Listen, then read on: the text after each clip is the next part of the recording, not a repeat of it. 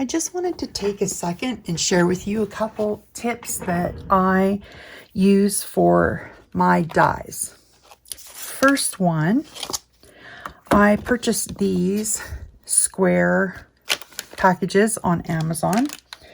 They are 6 3/8 square, and I use those to store my dies and stamps in. On Amazon, I purchased these magnetic adhesive sheets. Now, they are self-adhesive.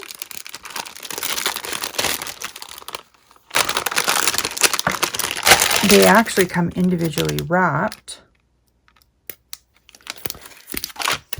They are thin and flexible.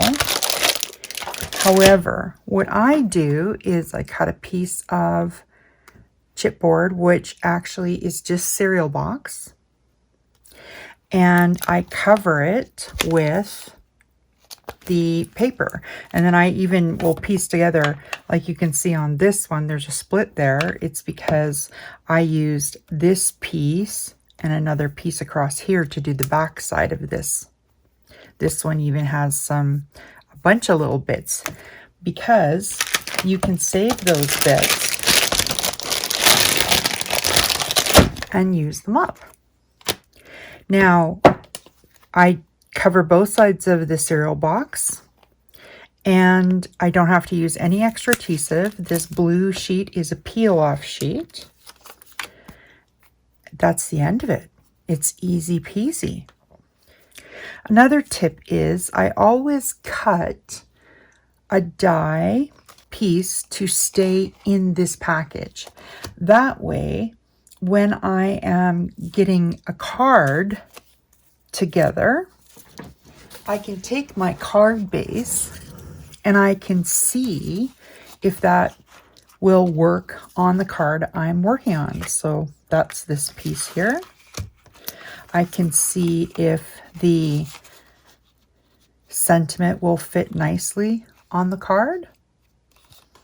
I can try different sentiments for each card. So I have a trial piece, and I just do it in black, white, whatever. And I don't use expensive cardstock. I just use some cheapy cardstock.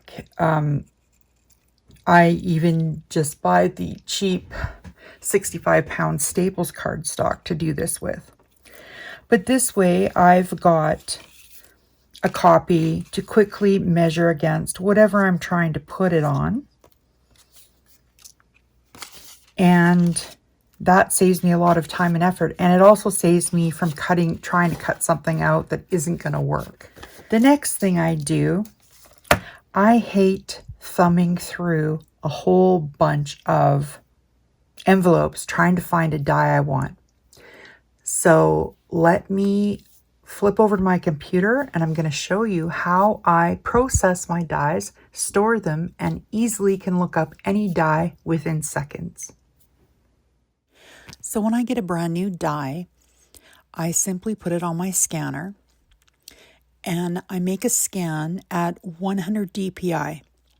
100 dpi is all you need to show a good picture on your computer.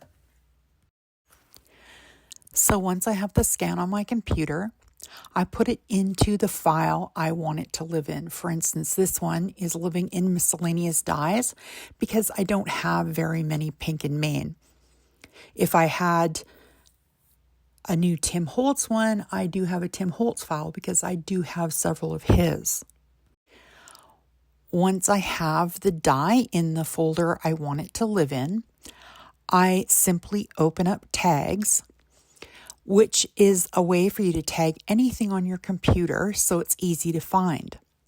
For instance, this pink and Maine flower cover, I have it recorded under crafts, die cut, foliage. I actually got it at the Great Canadian Scrapbook Carnival, put on by Creative Scrapbooker magazine, and I got that die in 2024. I also have this die listed as a background or border because I would use it as a background and as a card knockout die because it knocks out holes in the card. So now if I want to go to my drive to search for that die, I could search for it under die cut, and all of my die cuts would come up.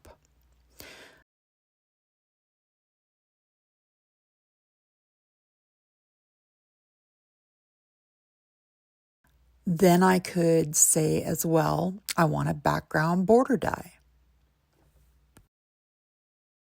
And there's my pink and main die. So any die that I own and I consider it a background or border die, or for instance, a stamp like this one that comes with a die is going to come up in this screen. So now if I take die cut out, I'm still only going to get anything that I labeled stamps or dies that I labeled as a background or border. So for instance, I could search for a die and I want one that features foliage. I put flowers, trees, all that under foliage. So this stamp is a stamp and die. There's some dies that have flowers.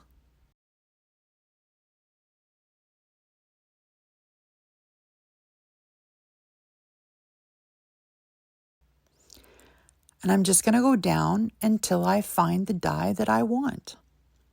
And now we're back at my pink and main. Notice that the name has the 50 in front of it. My package die 50 will have this die in it. I hope you guys found this helpful, and please feel free to contact me anytime if you have any questions. Have a wonderfully crafty day.